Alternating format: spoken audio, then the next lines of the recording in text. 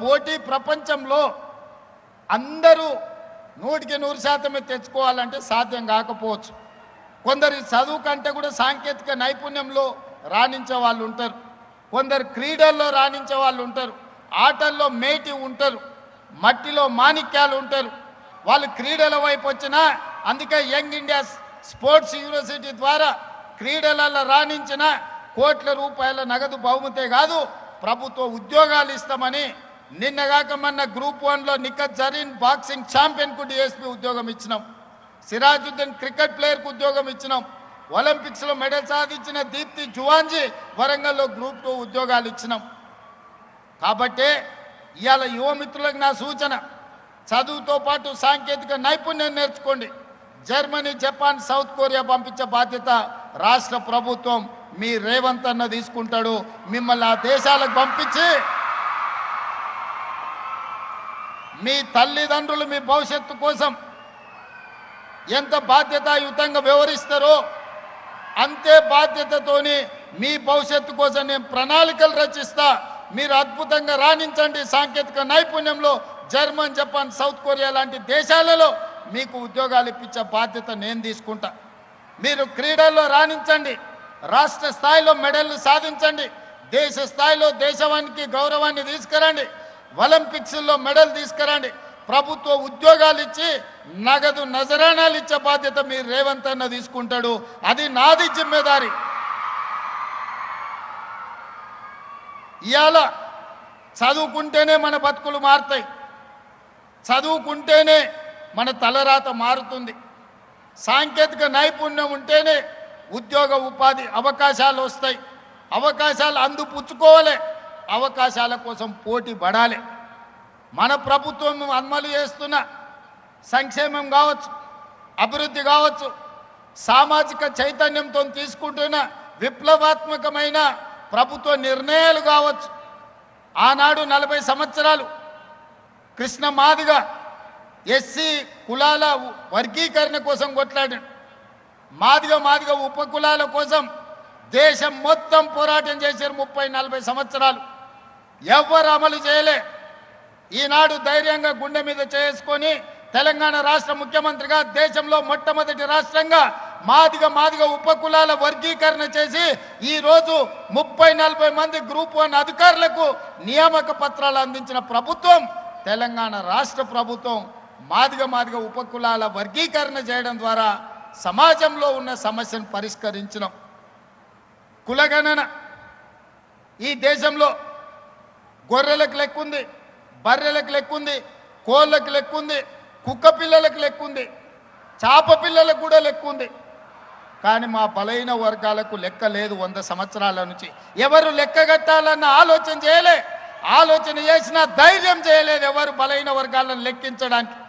1931లో British రాజులు చేస్తే 100 ఏళ్ళ మళ్ళీ ఎవరు చేయలే. కానీ ఈనాడు మా మిత్రుడు మహేష్ కుమార్ గౌడ్ గారు, మా సోదరుడు బట్టి విక్రమార్క గారు, నేను కలిసి పొన్నం ప్రభాకర్ గారి అధ్యక్షతన ఈ దేశంలోనే మొట్టమొదటి రాష్ట్రం తెలంగాణ రాష్ట్రం జనగణన చేసి బలైన వర్గాల లెక్క తేల్చి మీరు ఎంతమంది ఉన్నారో, మీరు ఎంత భాగస్వామ్యం మీకు ఇవ్వాలనో లెక్కలు తేల్చి ఈరోజు కేంద్ర ప్రభుత్వానికి సవాలు విసిరిన ప్రభుత్వం తెలంగాణ రాష్ట్రంలో ఉంది.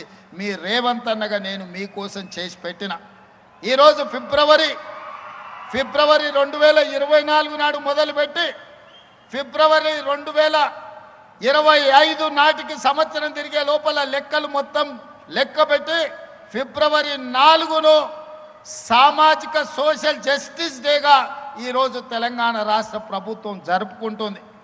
సోదరులారా, వేదిక మీద ఉన్న మిత్రులందరికీ తెలుసు, జాజుల శ్రీనివాస్ గౌడ్ గారికి చాలా వివరంగా తెలుసు ఎన్ని ఒత్తిళ్ళు వచ్చినాయో, ఏ పరిస్థితుల్లో తప్పు జరగకుండా కోర్టుల ముందు నిరంజన్ గారు ఉన్నక్కడే బీసీ కమిషన్ చైర్పర్సన్, కోర్టులో పిటిషన్లు వేసినోళ్ళు, లిటిగేషన్లు పెట్టినోళ్ళు, ముందుకు వద్దన్నోళ్ళు, శాపనార్థాలు పెట్టినోళ్ళు, కులగణన జనగణనలో భాగస్వామ్యం చెయ్యనోళ్ళు, మాజీ ముఖ్యమంత్రి మాజీ మంత్రులు చేసినోళ్ళు ఈ జనగణ బీసీ కులగణలో పాల్గొనలే.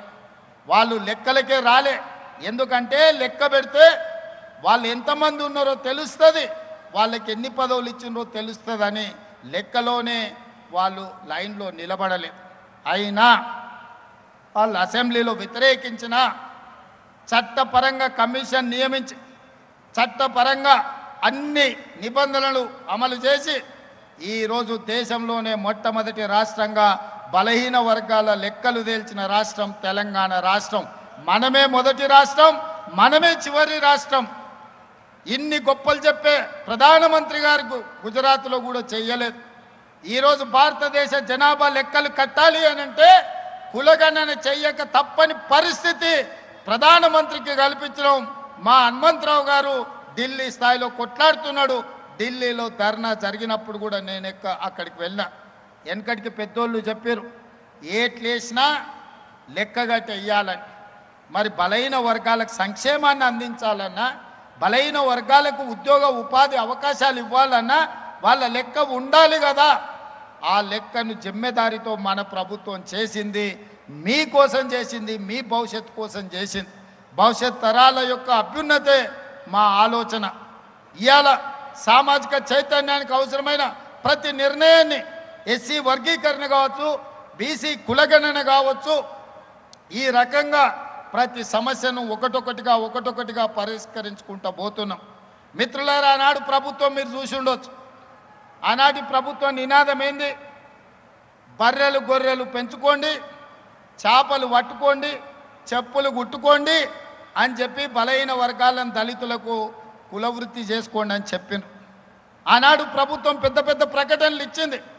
మా మిత్రుడు శ్రీహరి ఉన్నాడు, చేపలు పట్టుకోండి అని ముదిరాజులకు మా బెస్త సోదరులకు చెప్పారు.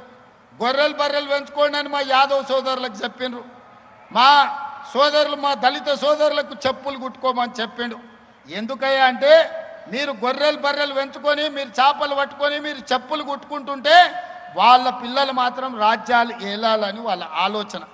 మీరు చదువుకుంటే, మీరు డాక్టర్లు ఇంజనీర్లు అయితే, మీరు ఐఏఎస్లు ఐపీఎస్లు అయితే రాజ్యాధికారంలో మీరు భాగం అడుగుతారు. కాబట్టి మీరు చదువుకోవద్దన్న ఆలోచనతోని గొర్రెలు బర్రెలు చేపలు చెప్పులు కుట్టుకోండి అని ఆనాటి పాలకులు చెప్తే మీ సోదరుడు రేవంత్ అన్న చెప్పిండు.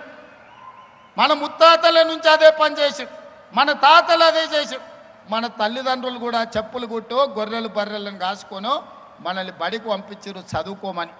ఇప్పుడు కూడా మన తరం చెప్పులు కుట్టుకోవాల్సిందేనా?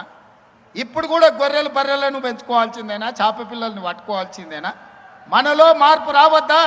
ఈ సమాజంలో మనం డాక్టర్లు కావద్దా? ఈ సమాజంలో లాయర్లు ఇంజనీర్లు కావద్దా?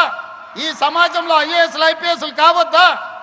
ఈ సమాజంలో ఎమ్మెల్యేలు ఎంపీలై మంత్రులై ఈ దేశ పరిపాలనలో భాగస్వాములు మీరు కావద్దా? అందుకే ఇవన్నీ జరగాలి అని అంటే మీరు చదువుకోవాలి. చదువు ఒక్కటే మీ తలరాతను మారుస్తుంది. మీ చదువు ఒక్కటే ఈ తెలంగాణ రాష్ట్రాన్ని అభివృద్ధి పదం వైపు నడిపిస్తుంది. భారతదేశాన్ని ప్రపంచ చిత్రపటంలో గొప్ప దేశంగా నిలబెడుతుంది. దానికి చదువు ఒక్కటే పరిష్కారం, చదువు ఒక్కటే మార్గం. ఇది నేను చెప్పడం లేదు.